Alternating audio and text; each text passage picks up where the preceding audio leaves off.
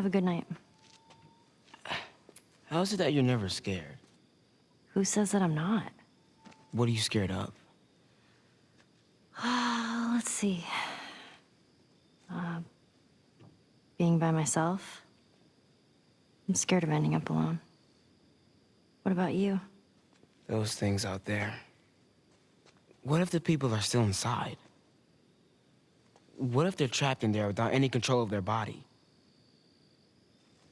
Scared of that happening to me. Okay. First of all, we're a team now. Okay, we're gonna help each other out. And second, they might still look like people, but that person is not in there anymore. Henry says that they've moved on, that they're with their families, like in heaven. Do you think that's true? I go back and forth.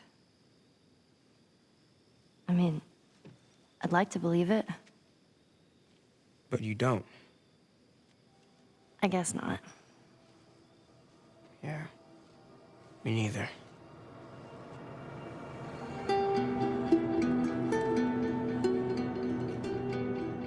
This is the official The Last of Us podcast, and I'm your host, Christian Spicer. As we all await the release of Part 2, I'm revisiting The Last of Us Part 1 and talking with the visionaries and talents who made it. We'll be recapping the story while diving deep into the making of. If you haven't listened to Episode 1 yet, do that now, because we're walking through this story chronologically. And that means in today's episode, we'll be working our way through the rest of summer. And I'll be talking again with Troy Baker and Ashley Johnson, aka Joel and Ellie. And I'll also be talking with art director Eric Pangilinan and, of course, writer and creative director Neil Druckmann.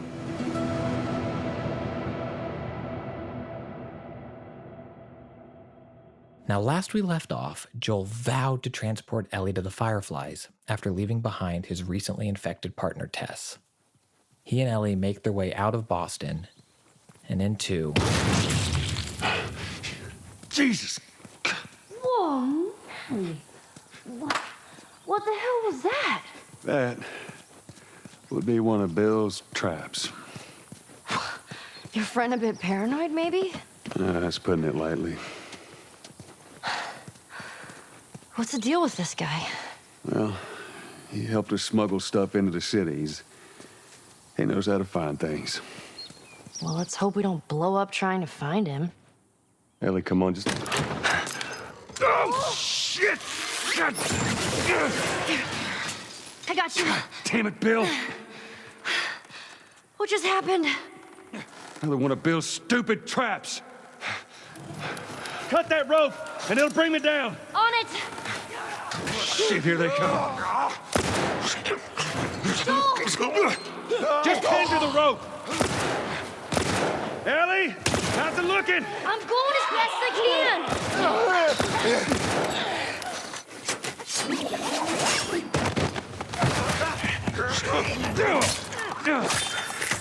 Get off your ass on your... We're meeting Bill, which as a player, I expect Bill to die. I expect to like Bill. I expect Bill to die. And I expect Joel and Ellie to be worse off because of it. Who is Bill to Joel? And then in that moment, who is Bill to Ellie coming into this from a new perspective? You know, when we work on the story, we write everything on index cards and we outline it on this big cork board. And every section has a purpose. So one of the things we wanted to explore in this story is like, how are people surviving? The people that are kind of situated in a place, what do they do to survive? We've seen so far the military, which is surviving by these very kind of oppressive means. It means people don't have freedom of movement. They might not have as much food as they want to, but they're mostly protected from the infected. That's one version. And then we want to say, okay, what if someone could survive by themselves? So it does two things. One is it sets up, okay, here's another way to survive in this world. And what are the pros and cons of that? But the other thing is it reflects, it's almost like Bill's living, he's taken Joel's philosophy, or what Joel believes his philosophy is, to the nth degree. It's like Joel believes like you don't get attached to anyone. That sort of shit's good for one thing. getting you killed. You live by yourself, and that's how you survive. And I realize it's got to be just me. And we get to see, okay, well, this is what that looks like. Bill, it ain't like that. It's Bullshit. It is just like that.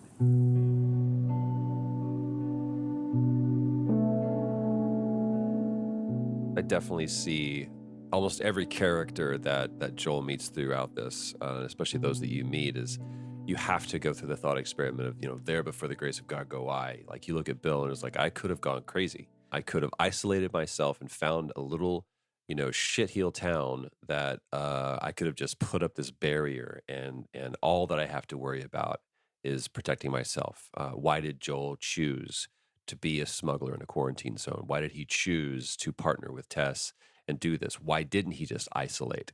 But I definitely do look at that relationship with Bill, which is primarily we know that Bill and Tess are kind of like that. That's the relationship, right? Joel is always kind of on the outside of that. He's the plus one. So that's why it's kind of a tenuous relationship when you see Bill. It's like, hey, I'm friend, when they first meet, and the relationship between the two of them is contentious. It's like, you and I have commerce together, but we're not friends. It's almost like Bill is Joel's weed dealer. It's like, hey, we're cool, but this is the limit of our relationship. And to me, it was always a very interesting choice that Neil made in the script to. When Bill brings up Tess. How in the hell is Tess okay with this suicide mission? It's actually her idea. Really? Yeah, this is right after Tess has died, and there's not that.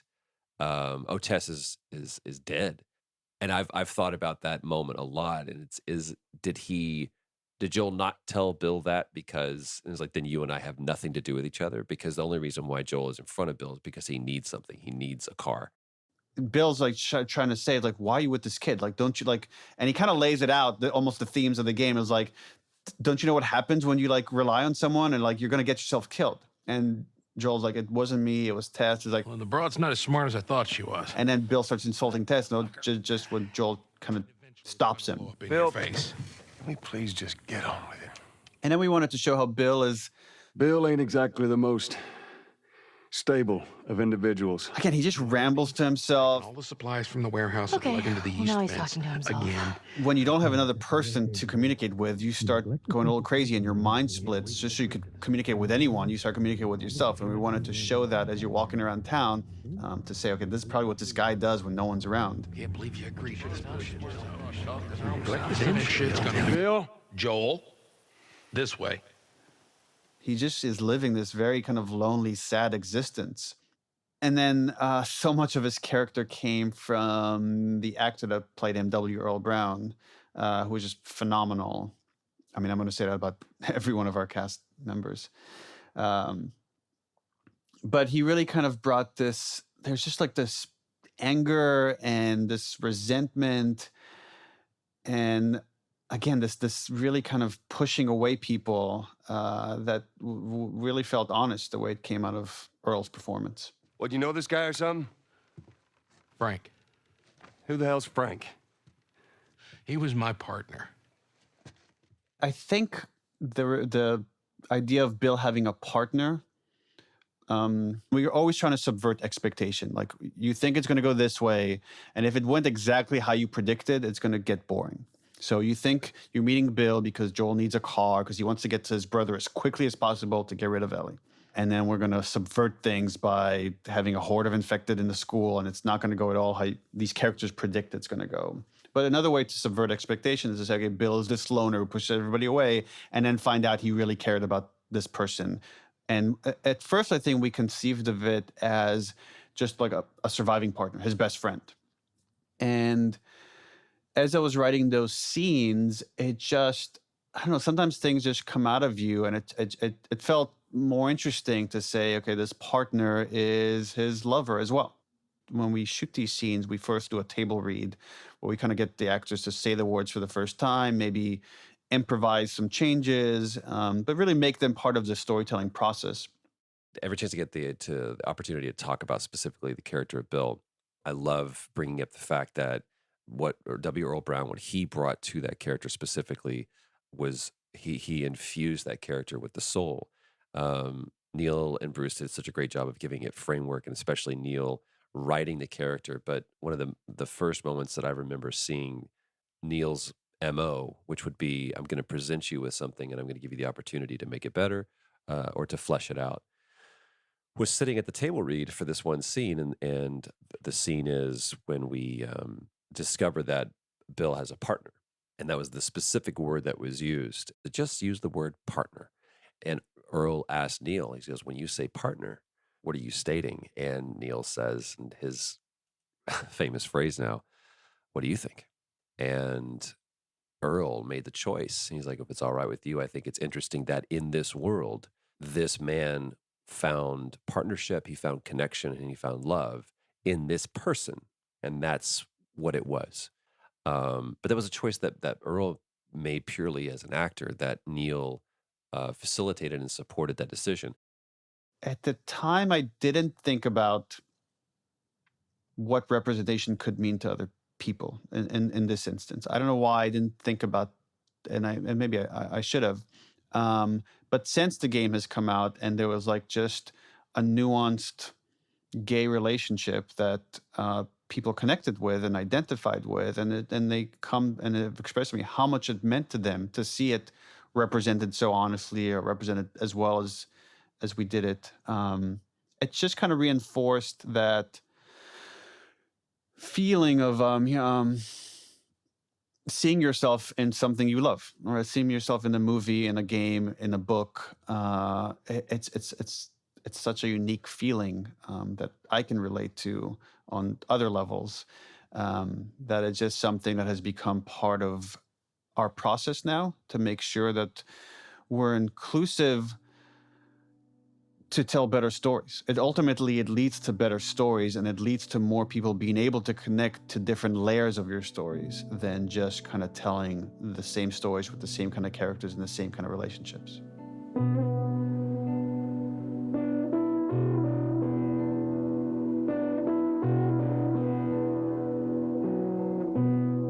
Hey, look at that. Let me use that. I'm a pretty good shot with that thing. How about we just leave this kind of stuff to me? Well, we could both be armed. Cover each other. I don't think so. So we got shotguns and bombs. The hell are we doing with them? Well, every few weeks this military caravan rides through town. I assume they're out looking for supplies. I mean, you'd be amazed at the shit that they overlook. Anyway, a few months back, they were rolling through and they get overrun by this horde of infected. They were all over the truck. It plows right in the side of the high school. Still sitting there with a battery in it. So we take that battery and we put it in another car. Bingo! I wanted to get it, but it seemed too dangerous with all the infected on that part of town. But fuck it. Actually might work. Ellie, come on.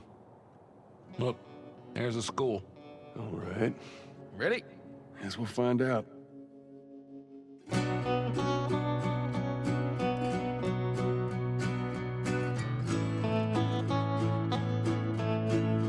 My name is Eric Pangilinan, and I'm the art director in Last of Us 1.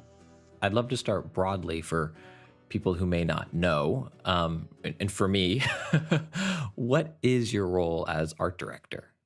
So it's almost like a mix between a producer and an art director and an art manager, where I manage the entire project from start to finish, dealing with the creative director, the concept art, the animation, the camera guys, and the environment team.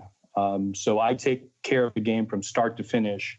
So how does the art and the art direction contribute to that feeling of like loneliness and just isolation in this world that has moved on from where we started, 20 years prior?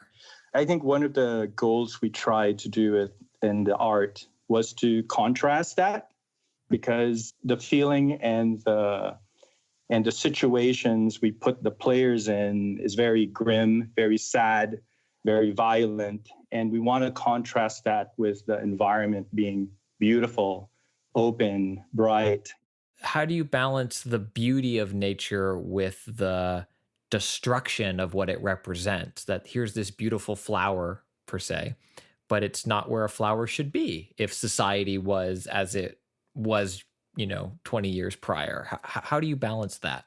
I think for us, we searched the internet, we look for references, and like in most images we saw, it was just overwhelming. It was just nature will take back everything.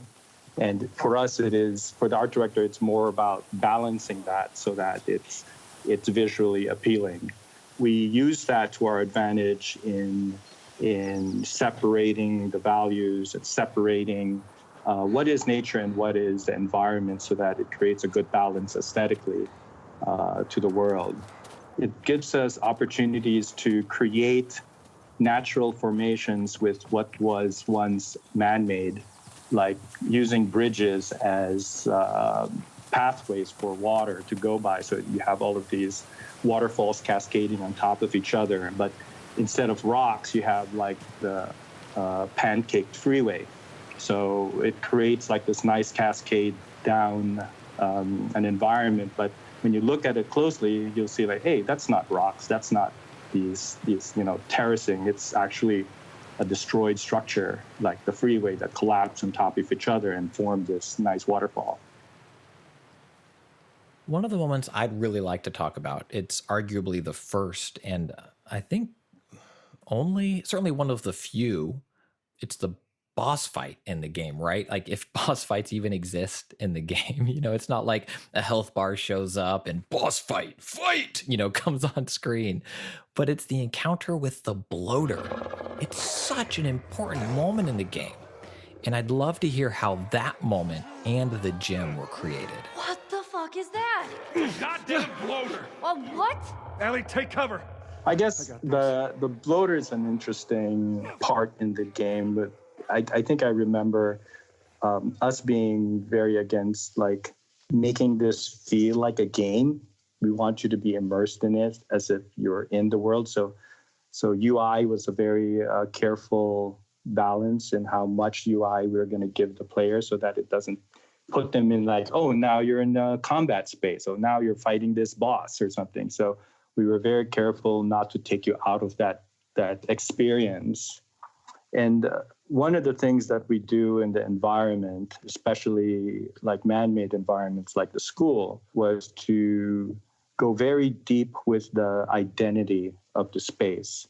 So we try to treat every space architecturally correct, and we try to study the interior designs of each of these structures so that we are designing it as if it's a real school, and then applying this environmental storytelling of like what happened to that place. Like, did it collapse? Did it get flooded? How did the dirt manage to get to this area, and what did it do to the materials like the floor, to the roof? How do you apply the infected into this area? Like, how do you show the pattern of the growth coming from a source?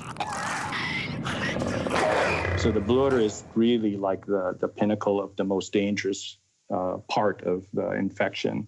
And I think that's why this thing was treated like it was the boss, and it was presented in a way where you can see its maximum strength, like in this gym, and you were able to fight this with all your most powerful weapons. And at least for me, I feel like it also represented, because it felt like a real space, almost a micro version of a hero's journey coming complete, where it's the realization of, for so many people, projecting my own feelings, but the school bully and that bullying happening in gym, right? Like, be it the tough gym teacher and she's yelling at you, or the kid who pushes you into the locker. And here's Joel, this man's man, survived everything so far, taking on the bully in the school gym. Yeah, I've never seen it that way, but yeah, that does make sense. And I guess that's why it's like the boss fight, right? Like you have to up that thing with the danger of the situation with something bigger. And I think for us, that was the solution. And it's something that, if you were stuck with in an enclosed space, you'd be totally screwed.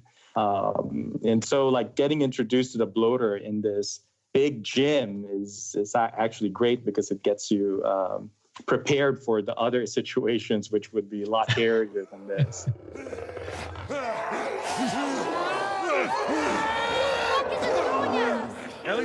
away from me.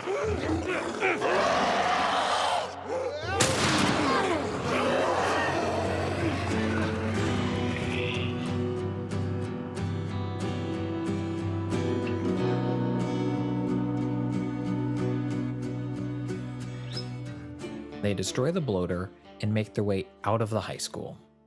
And they find Frank's body. They see Frank's body when they're in the middle of a yelling match. Bill? Somebody had the same idea. They stole my shit. Well, then what the hell is plan B? You ought to be thankful you're still drawing breath. That was plan A, B, C, all the way to fucking Z. And furthermore, tell Tess that she could take this job. Don't you bring Tess into this. Shove it right This up has nothing to do with... And then they find this body. Jesus. What, you know this guy or something? Frank. Who the hell's Frank? He was my partner. He's the only idiot that would wear a shirt like that. He's got bites. And then Bill revealed that Frank was his partner, and we see Joel, there's a moment of empathy. And Joel pauses, and he's like... Reckon he didn't want to turn. Yeah, I guess not. He doesn't know what to say. Like, that was one of my favorite descriptors of Joel when we sent out the casting description, is he's inarticulate. He doesn't quite know how to express him because he's buried his feelings so much. And he's just not like a well-learned person. He doesn't quite know how to express his feeling, his thoughts. And he just kind of rambles in that moment. Like, that's a rough deal. That's a tough deal. And that's the best he could do to comfort someone he cares about. But we see this moment of like, he gets it. He gets that sadness. He gets that loss. And as much as he wants to bury those emotions, they bubble to the top. When we get to that scene, and he says, you know, he's so clinical about it. He's like, yeah, it looks like you got bit here, here, and here. And he has this one moment of contemplative grief. And then it's back to Bill. He's like, you get rid of that girl as soon as you can. You know, this is the last time I'm ever going to see you because you're going to be a dead man. We square. We're square. And get the fuck out of my town. That's it. But it's a reminder, if nothing else, I think for Joel, Bill, that whole arc serves as a quasi-Faustian, this neo Jiminy Cricket going, remember, you get attached and it'll fuck you. Don't care about people. Remember, don't care about people. This is about getting this one thing and getting to the other side. Don't get emotional about this, Joel. That's what I think the purpose of Bill serves to Joel. It's a reminder of the atrocities of this world that we're in.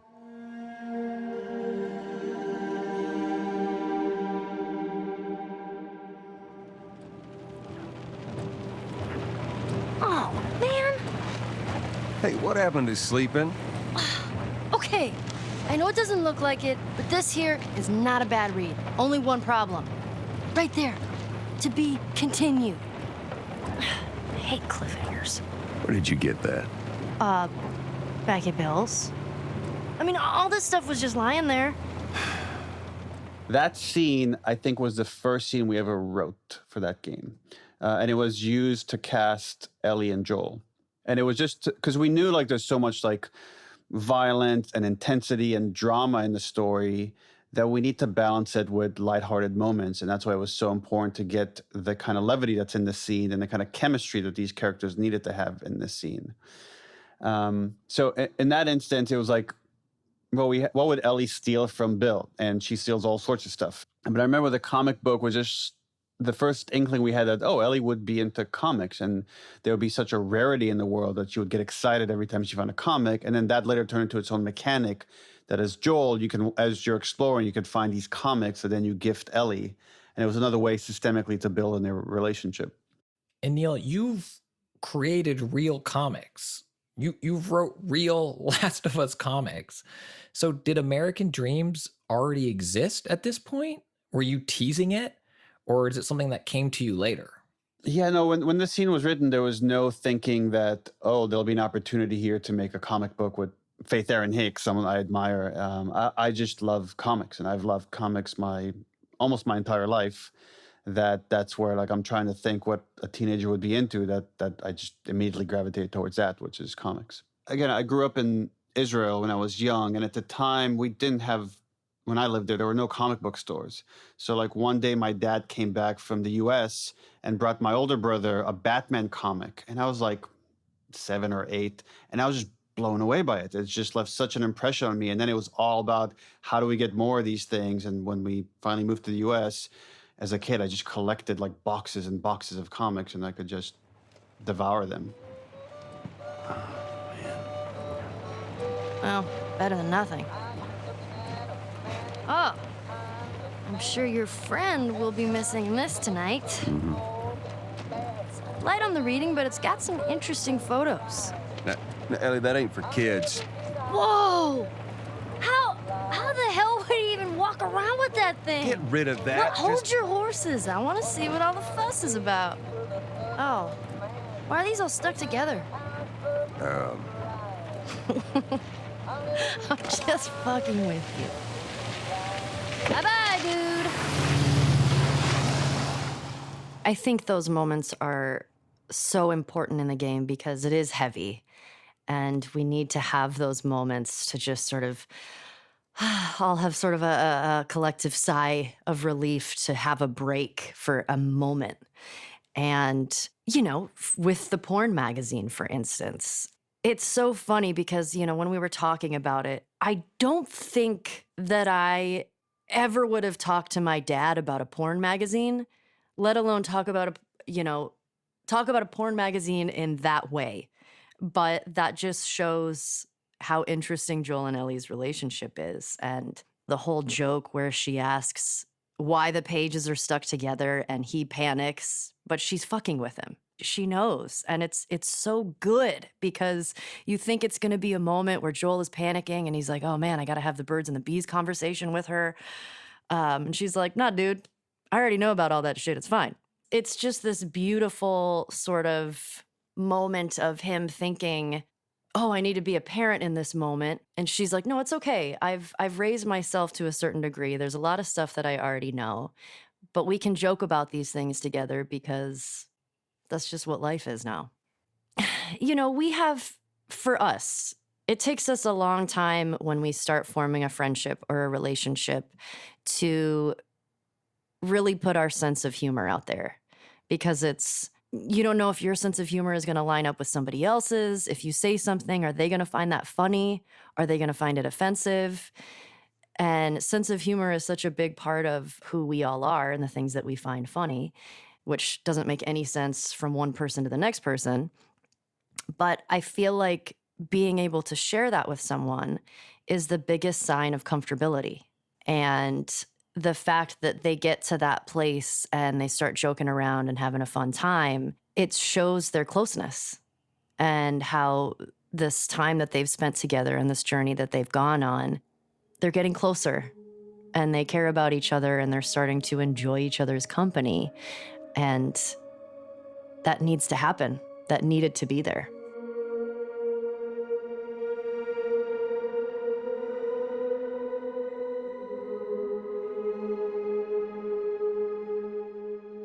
As we move through the game, the world becomes, or aspects of the world, there are still moments of levity, but aspects of the world become more brutal in terms of both the human enemies that we encounter and their ferocity, and also enemies like hunters. Easy. Please! Holy shit. Help! Are we gonna help him? Put your seatbelt on, Ellie. Well, what about the guy? He ain't even hurt. And the approach to what Joel and Ellie have to fight and physically combat. Is there an analogy there to Joel and Ellie's moral compass also sliding, or is it just kind of the mechanics of gameplay that we need new enemies for our players to kind of deal with? It's almost all those things. So we wanted to show there are multiple threats in this world. One is the infected, and it's almost like when you think of a natural disaster. There isn't someone strategizing how to use these infected to kill people. Just nature is now killing us in large numbers. But then knowing when supplies get scarce and people get desperate, they can turn very primal and violent. Get away from us, huh? We're back, motherfucker! And we wanted to explore that both in the story and in gameplay. So, you know, when Ellie and Joel get to Pittsburgh, it's the first time. I guess there's a little bit in the opening in Boston, but we really don't really dive into it until you get to Pittsburgh, and we just see how violent and how desperate people have become, and how tribal they've become. And anybody outside the tribe is seen almost no different as the infected. It's just someone you kill for survival. And it was an opportunity to show through dialogue that this is something Joel has done. So I remember, like, as we talk about these different parts, I remember in my head when they came online, and, you know, we started production of the game with Pittsburgh. That was like one of the first environments we've built, and worked our way out from there. And one of the first bits of in-game dialogue we recorded is Ellie asking Joel, like, how did you know those people on the outset were trying to ambush us? And him saying, I've been on both sides. Oh. You kill a lot of innocent people? We'll take that as a yes. Take it however you want. and it was just like, you know, it took a lot of time to get to that dialogue, but what I love about dialogue like that is it just all of a sudden your brain is filled with all sorts of backstory of like what this guy must have done to get to this place, and can he come back from that? It's like, it's just, so it kind of fills your mind about who he is, and then raises interesting questions about where this might go. I think Joel looks at himself as a lone survivor. He's like, whatever you need from me, I'll do whatever you need. I'll do whatever I have to. I don't need a jacket. I don't need a badge. I don't need any kind of affiliation or fraternity, especially. And by the way, that's one of my people are like, what's your favorite line from the game? He was like, that's it. She's like, how did you know about that? And he goes, because I've been on both sides. All right. And it's said so offhand. It's just like, because, like, what do you want to know, girl? I'll tell you everything. I think that to recognize that play, to be able to, like a quarterback, look down the line and go, they just changed, and to throw that audible and be able that you have been in that situation before and you will not get caught looking again. Oh, shit. Come here, keep your head down. Right now, I'm gonna jump down there and I'm gonna clear us a path. What about me? You stay here. This is so stupid. We'd have more of a fucking chance if you let me help. I am. You seem to know your way around a gun. You reckon you can handle that? Well, I sort of shot a rifle before, but it was at rats. Rats? With BBs. Well, it's the same basic concept. Lift it up. You're going to lean right into that stock, because it is going to kick a hell of a lot more than any baby rifle. Okay. Go and pull the bolt back. Just tug it. Here you go. And as soon as you fire, you're going to want to get another round in there quick. Listen to me. If I get into trouble down there, you make every shot count. Yeah? I got this. All right. And just so we're clear about back there, it was either him or me. You're welcome. I love that Joel doesn't let her shoot until that point, because she is a kid. And that feels very real. And, you know, oftentimes in video games, it's just like, yeah, give everybody a gun and let's just like go shoot up some stuff.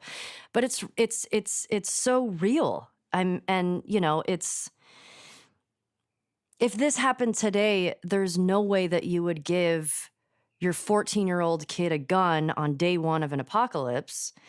And I mean, at least I wouldn't. But that is such a huge turning point in the game and their relationship, because it shows a massive amount of trust between them. And I think Ellie at that point already trusted Joel in terms of how capable he was and how safe she sort of felt with him to a certain degree. But it feels like the first time that Joel puts his trust in her and his life in her hands. And that lands with her. And their relationship is different after that. How can it not be? Yeah, and I think that is the key moment, because it's Ellie going from this, we've seen it so many times in video games, this character that the protagonist needs to escort and protect everywhere, to later that role totally reverses. When we sort of first started shooting the game, there was a lot of conversation. I am a gamer, and as sort of your companion that you are carrying with you the whole time, sometimes it can feel like a burden. Sometimes, not every time. Of course, you fall in love with your companion character and you want to take care of them, but there are moments when you're playing and you're like, they keep like getting in the way, and I keep having to go over here and save them, and obviously that's the game mechanics. But in sort of the discussions in when we first started shooting, there were a lot of conversations that we had and that I had with Neil where I was like, is there any way for her to be a little bit more capable or helpful? It's like, because I sometimes will get frustrated that like they don't have a weapon or they don't have anything to help, and they're just standing there like, help me. I was like, I would love for Ellie to not be that. I know she's 14 and we have to keep that into consideration, but if there's some way where she could be more capable, I would love that. How'd I do? How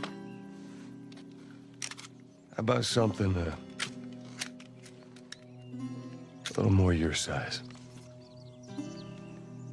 It's for emergencies only.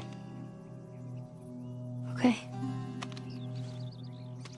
Well, we wanted to apply all this pressure on Joel and Ellie when they're in Pittsburgh and they're stuck in this city. And it seems like everywhere you turn, there's this antagonistic force of the hunters or the infected trying to kill you, that you could easily turn into the same mindset as the hunters and not trust anybody. And anyone you come across, you kill them first, ask questions later. And we see the difference between Joel and Ellie when they come across these two people with Henry and Sam, and Joel's instinct is to just kill them because Joel has seen too much go wrong.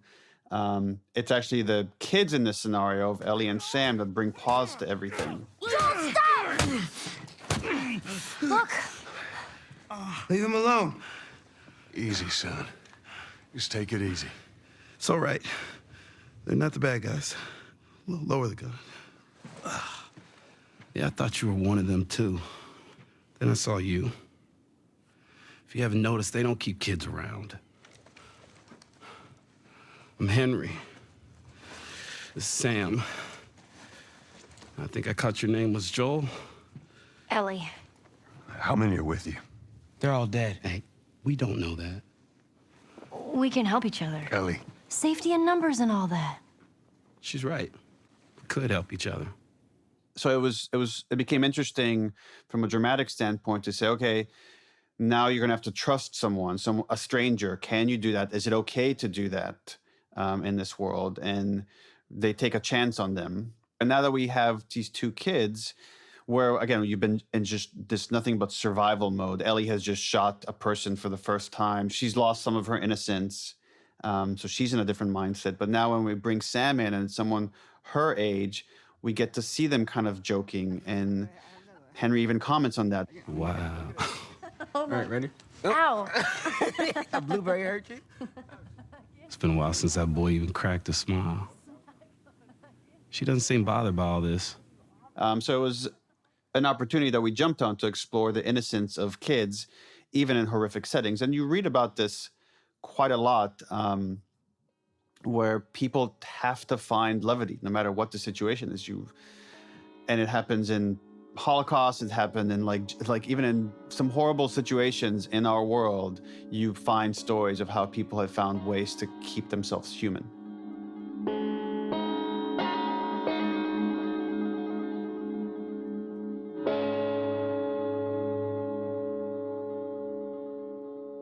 So Joel and Ellie are going with Henry and Sam. They're on their way to the radio tower, which is outside of town, and they're going to find the rest of their group. But at the gates, they're attacked by the Humvee. Henry and Sam just take off. They don't even wait for Joel and Ellie. And so Joel and Ellie have to run to the bridge, where Ellie just jumps into the water, even though she can't swim. Joel is forced to jump in after her, and the current is super strong. Thankfully, both are rescued by Henry! He's awake! Hey, you. We're alive. Okay. See? What'd I tell you, huh? He's good. Everything's fine. You know, Sam's the one who spotted you. You guys are taking quite a bit of water. What's wrong? Henry! Get back, son! Hey. He's pissed, but he's not gonna do anything. You sure about that? Stop! Joel? He left us to die out there. No, you had a good chance of making it, and you did. But coming back for you meant putting him at risk. If it was the other way around, would you have come back for us? I saved you. He saved me too. We would have drowned. You know, for what it's worth, I'm really glad we spotted you. Now, that radio tower, it's on the other side of this cliff, okay? Place is gonna be full of supplies. You're gonna be really happy you didn't kill me. When you were making this moment, Neil, were you a father yet? Because this is a brother relationship, but it hit me as one of the strongest parent-child relationships in the game. I mean, as I'm trying to recollect the timeline, I definitely would. My daughter would have already been born. I'm sure subconsciously there was a lot happening there, but you're right in that it is a brother relationship, but it's more of a paternal relationship. And again, it's as we're talking about this, I'm just seeing this through line of this theme of like protecting your kid versus giving them freedom to express themselves, to find who they are, to make mistakes. And we see that in the toy shop. Sam, what are you doing? Nothing. Get rid of it. My backpack is practically empty. What's the rule about taking stuff? It weighs like The nothing. rule. What is it? We only take what we have to. That's right. Now, come on. So there's some truth to that, but it's also missing this other point of like kids need that escape. They need this other thing. So it's like, and that's why Ellie steals it and then gives it to Sam, which is this very kind of sweet gesture. But that's one of those things that just felt very true to me and felt like it had to get in the game. So all these,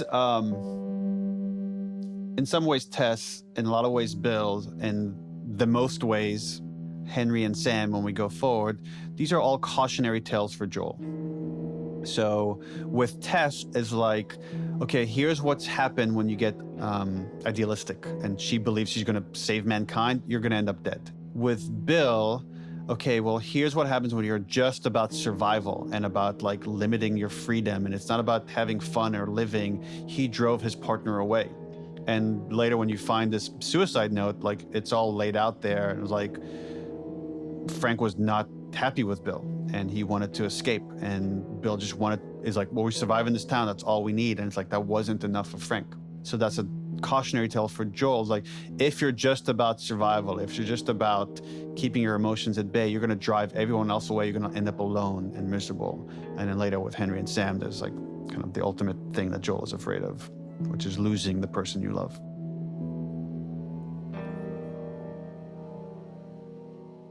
There's a piece of concept art that was one of the first, and if anybody has the collector's art book of The Last of Us, it's the kind of sepia-toned sketch. It's a picture of Joel and Ellie at a campsite, at a fire, and they're laughing.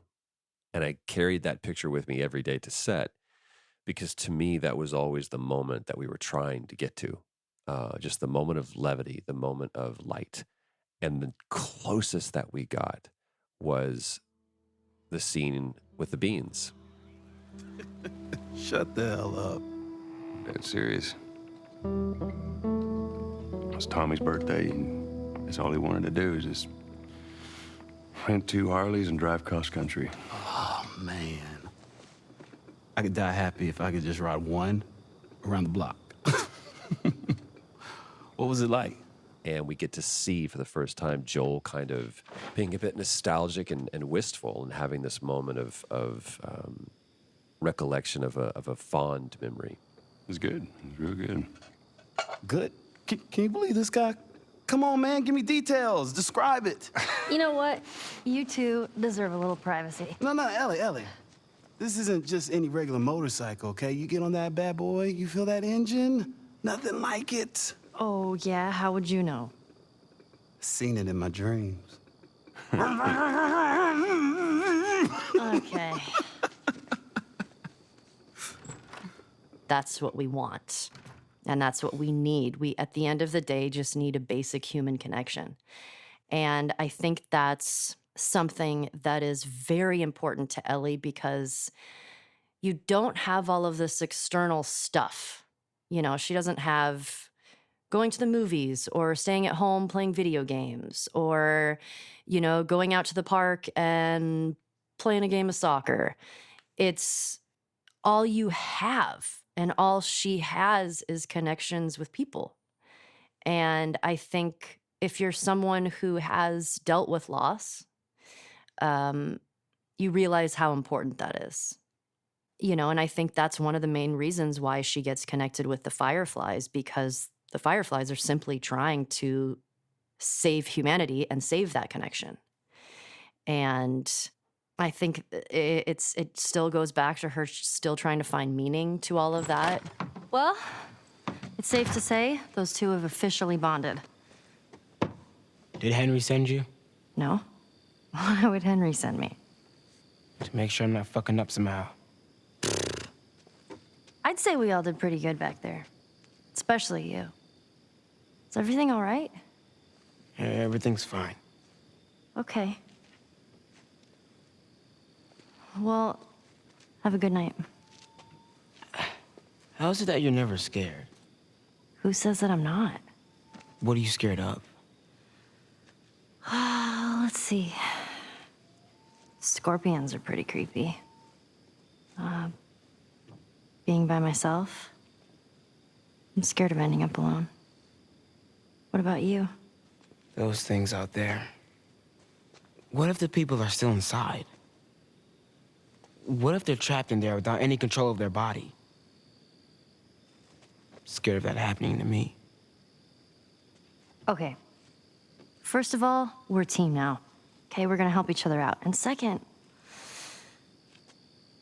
they might still look like people, but that person is not in there anymore.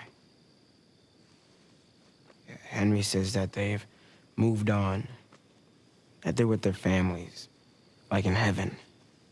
Do you think that's true? I go back and forth.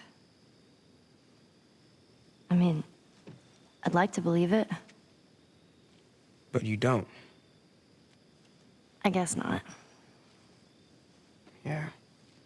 Me neither. All right. I'm pooped. I'll see you tomorrow.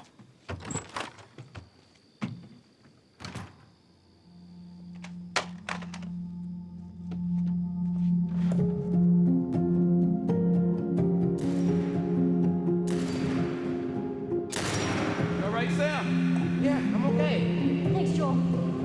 All right. We did it. We should move. No. Sam!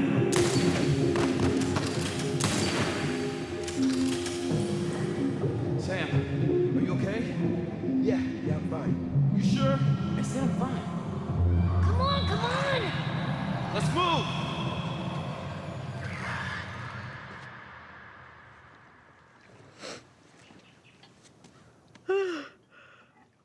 Damn. That smells good. Good morning. Where's Sam? Sam? The hell? Shit, he's turning! That's my fucking brother! Screw it!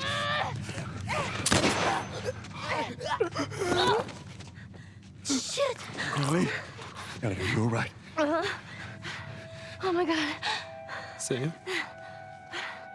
Oh no. Sam? Henry?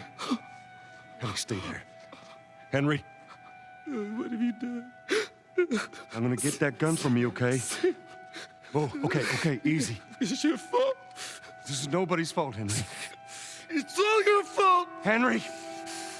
Henry, no! Oh my god.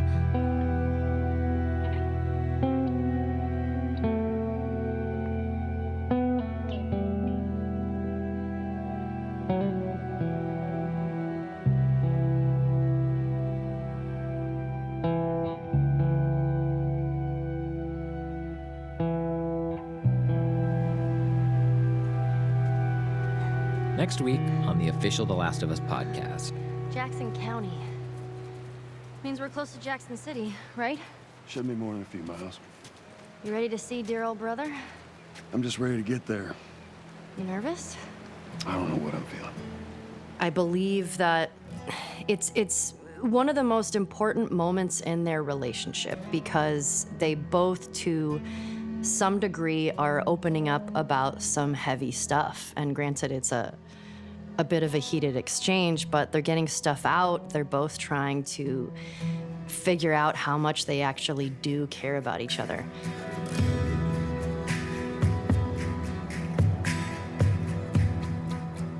The official Last of Us podcast is produced by PlayStation and Spoke Media. It's hosted by me, Christian Spicer, and written by Brigham Mosley.